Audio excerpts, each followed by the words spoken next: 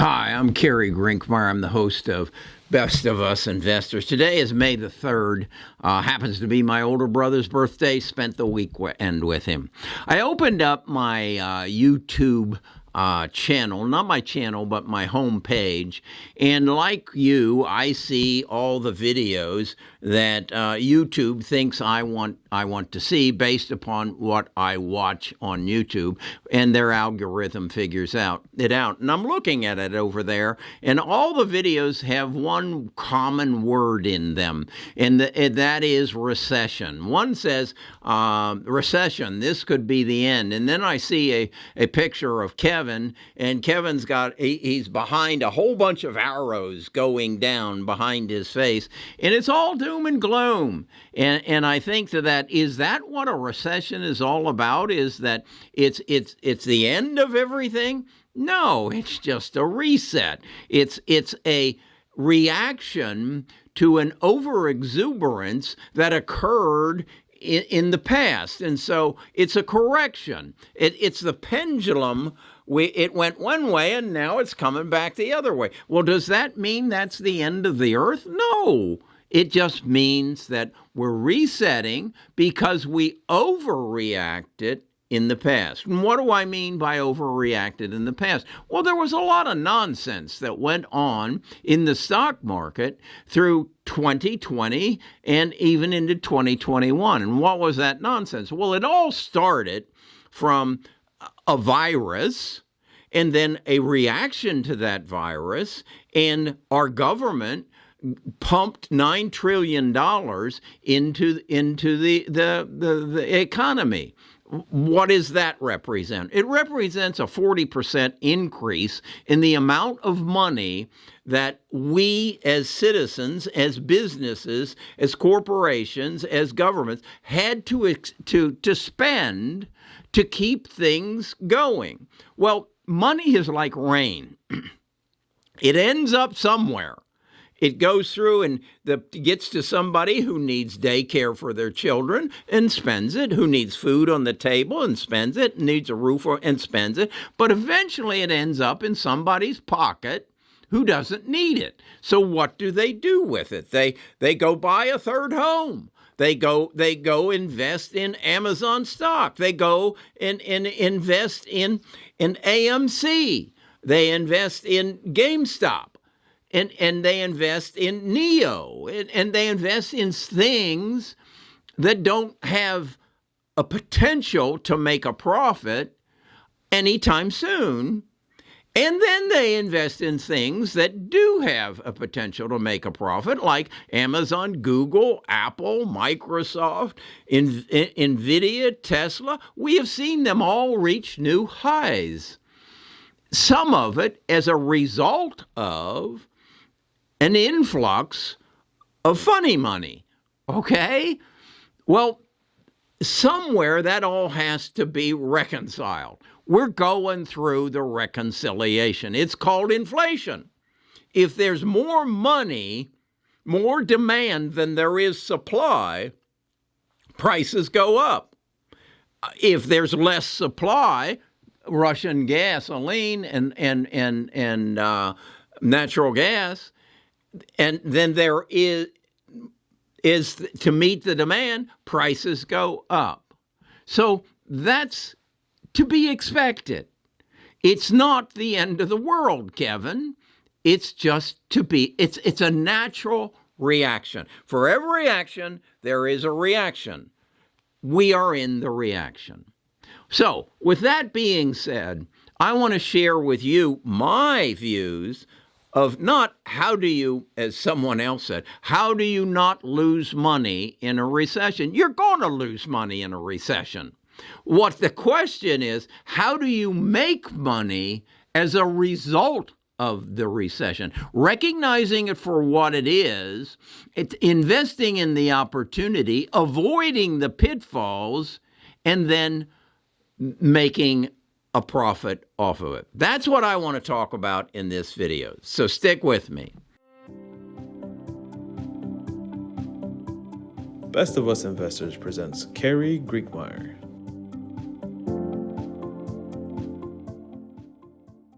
If we could sit here and you and I could talk about this, and you ask me the question, has anything like this ever happened before? And I said, no, nothing like this has ever happened before.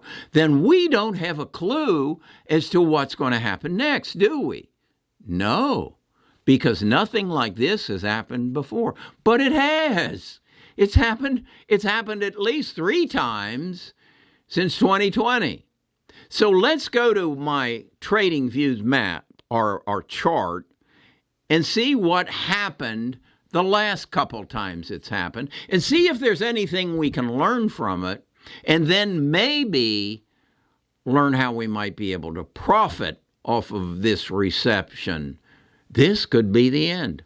No, this is just the beginning of a new chapter. And I'll explain that a little bit further. Let's go to the computer. If you've been to my channel for any time, you've seen this chart or a variation of this chart on a regular basis. And what I want to show you is basically what you've said in the past and probably don't want to admit, but I'm going to bring it to your attention anyway, is that the market is driven by change, innovation, and disruption. And certainly part of disruption is when things go bad, when there are corrections, when things get out of normal and we see a crash. The first that I am very conscious and aware of was that of the dot-com bubble, and it lasted 18 months. We went from a high here to a low here. It took 18 months. And after that, if you were around, you probably said, boy, I wish I had seen what was happening, and I invested in it at its low peak. Now, it took a time for it to get back to this height. Good Lord, it took probably, what does it say there? Almost 18 years. But if you had invested here, you would have seen increases, and then you would have probably said after the subprime crisis, boy, I wished after that 8-month downturn I had invested more and then taken this climb up over probably the next 3 years. And what I'm emphasizing is that there are opportunities, and the market, you can look at it and see its general trend is the S&P 500 will give you an average of return of 8% over the last 50 years. So if you're a long-term investor, you pretty well know it's going up. The only question is, when do you buy in? Well, we all know, and I took advantage of this, the coronavirus was a 30-day event, and that, in fact, it went down for 30 days, and if you had bought into, like I did, McDonald's and American Express and Valero Oil, after that 30-day decline, it was a straight shot up, and you made a lot of money. Well, we're there again. We're there again. The situation is different. The circumstances are different, but it's all driven by fear. And we are fearing right now a recession, and we're fearing the high interest rates, and we're fearing what Russia is going to do next. I'm pretty confident this is going to continue to go down at least another 30 days. But you've got to ask yourself, if I look forward 5 years, where is this going to be? Is it going to go all the way down to where it was on the subprime crisis? I don't think so. We're having and will have a medical revolution. We will correct the problems that we faced over the last months, and that is medical. That is supply chain. That is dependence on other countries for the things that we need. That is cybersecurity. So if I know that I am involved in a reset, and again, why the reset? Well, look at that green line. That green line represents the inflow of money into our society. Look at this right here. This is from January of 2020 till January of 2021. We pumped, not we, well, I guess we're the government. we pumped $9 trillion into the market, increased our money supply by 40%. Well, if you've increased your money supply by that much, you know you're going to have inflation. You know from history, if you study what the government does, they're going to raise interest rates. Is that permanent? No. No. Will it last more than 6 months? It's already been 6 months. Will it last another 2 months? Yeah, probably.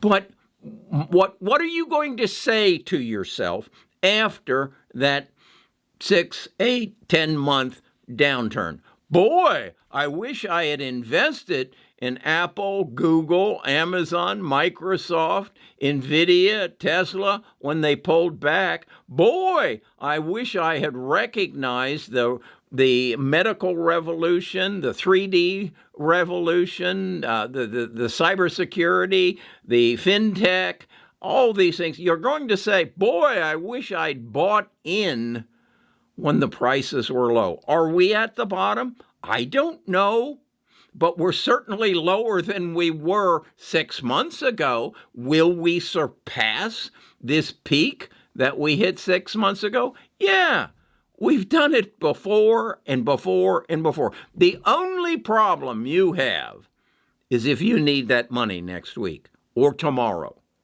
But if you don't need it for 5 years, now is the time to be investing. You have a privilege to invest in people who are smarter than you. Right now, smart lays in the area of artificial intelligence, machine learning, and medical revolution. It's that simple.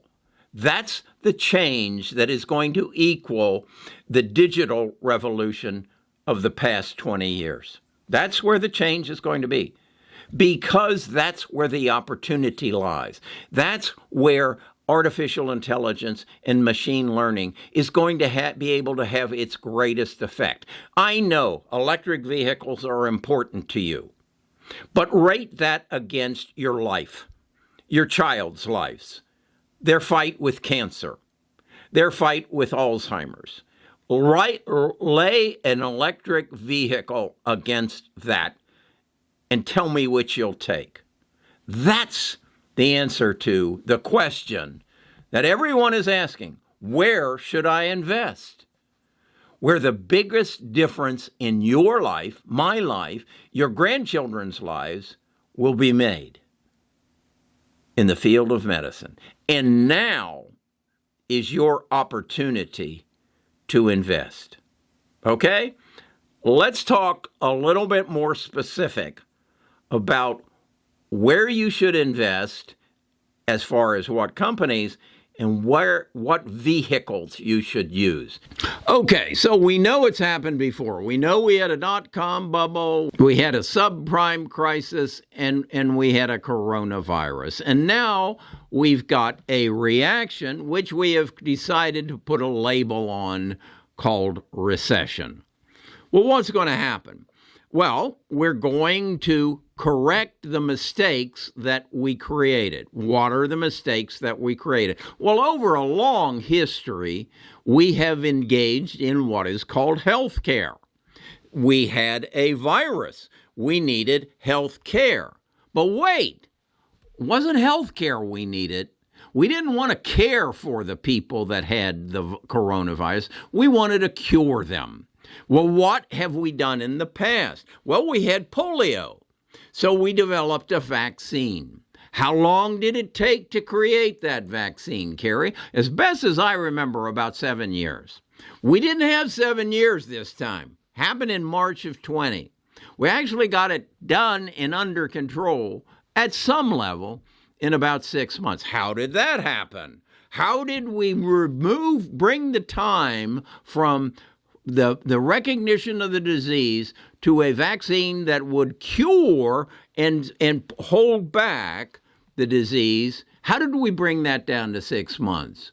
It's something they talked about in 2000 called genome sequencing. If you wanted your genome sequenced back in 2000, it would have cost you $1 billion. Well, we didn't have that. We had advanced in 2000, in 2020, March, and we had brought the cost of that genome sequencing down to about $1,000. So what did somebody do? What did 3 companies do? They sequenced the genome of the virus, and they saw what they could enter into that virus, what sort of therapy they could inject into that virus, not that would cure it, but would kill it.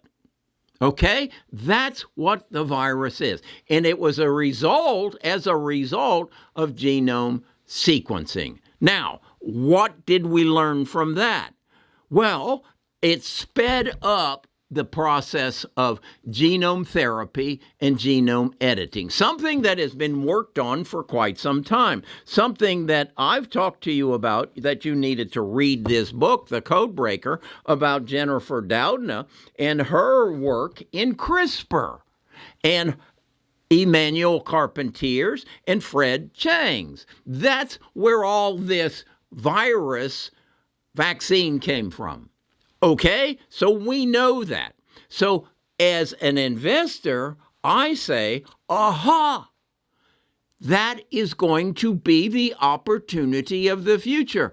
Where do I go to take advantage of that? Well, I've told you about Editas and CRISPR and Invate and Illumina and Pacific Biosciences. These are all stocks that are recognizing what just happened and what's going to happen next. What's going to happen next is, if we can kill that virus, can we kill the Alzheimer's virus? Can we kill the Parkinson's virus? Maybe. How about the cancer virus? Wow. What about heart disease? You hear all the ads about AFib. You need to take this and that. Okay, apparently a lot of people get AFib. Yeah, in fact, about 2,350 people a day in the United States die from some form of heart disease. 1,632 people die every day in the United States from a virus called cancer. Okay, maybe that's the swing on the other side of this virus crisis. Maybe that's what's going to bring us out of this recession. Well, wait a second. What about supply chain? Talk about supply chain, Carrie. Remember, we couldn't get respirators. Remember, we couldn't get masks. Remember, we still can't get semiconductors. How the hell did that happen? We gave up all our manufacturing. Don't you remember that 20 years ago when we said flat screen TVs aren't worth $2,000? What we were paying for them? They're only worth $200. That's what I paid last week for one, about a 56-incher. How did that happen? We moved the manufacturing from the United States to China, to India, to Mexico, where labor was cheap. And then we had the introduction of advanced technology. Wow! You mean a flat screen TV used to cost $2,000? Yeah, that's what I mean. And now they cost $200? Yeah, that's what I mean. That's development. That's disruption. That's a result of technology. Yeah, that's what I mean. Now let's enter into the equation artificial intelligence and machine learning. What the hell's that all about? That's about taking the power of my mind and magnifying it times 1,000,000. Yeah. So is that going to solve our current recession? I think so.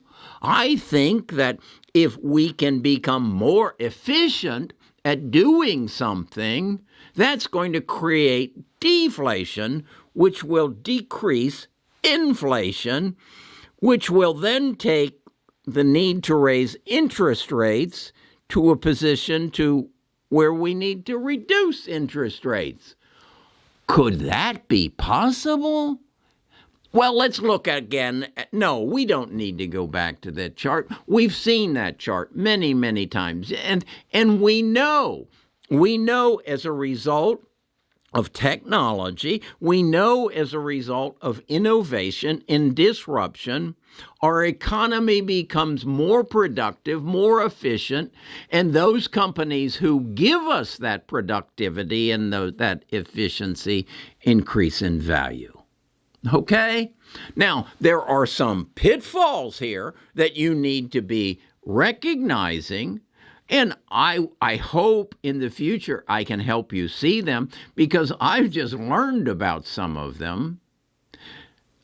I've learned about how Google's dominance in the world of advertising and Facebook's dominance in the world of advertising might be changing. It might be changing. Now, how might that be? I got to look into this further.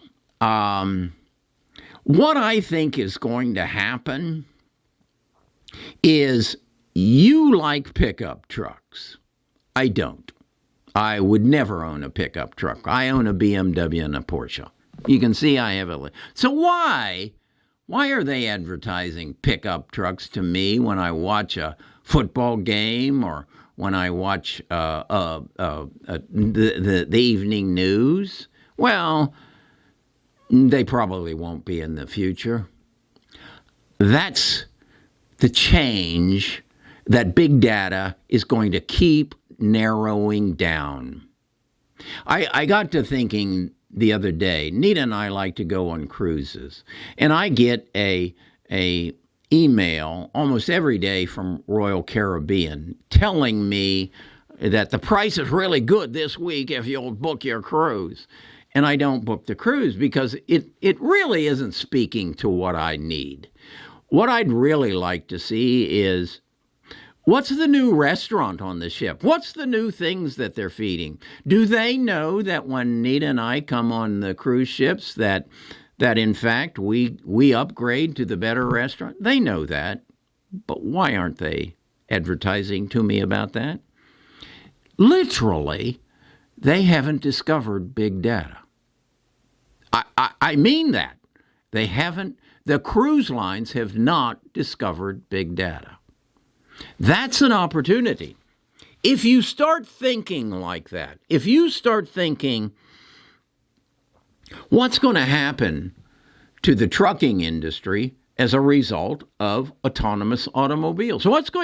Are you going to really want two cars in your garage if an autonomous Lamborghini can be delivered to you for your trip to the grocery store? Think about things like that. Don't get hung up on what's Jay Powell doing this week. It's really immaterial. I mean, it'll affect the value of your portfolio today, but if you don't need the money today, what difference does it make? What's more important is, what are they going to do about taking cancer out of my body? What are they going to do about eliminating all the BS I go through dealing with my bank? What are they going to do? Whatever you don't like about your life right now, what are they going to do about it, and who's going to do it? That's how you should be investing. If cancer is causing you problems right now, learn more about it and learn who's going to take it away, because it will be taken away. If you're having difficulty with your internet service, learn who's going to take it away. Is it going to be Elon with his low-flying satellites? That's where the future is. It's not in what Wall Street is talking to you about banks, about, I don't know. The future is in the problems of today. What's our biggest problem today? Vladimir and the virus. That's where opportunity lies. Let's talk about this more. Let's get down to the nitty-gritty and talk about opportunities, not about depression, recession, crashes. Let's talk about opportunity. Let's do it tomorrow.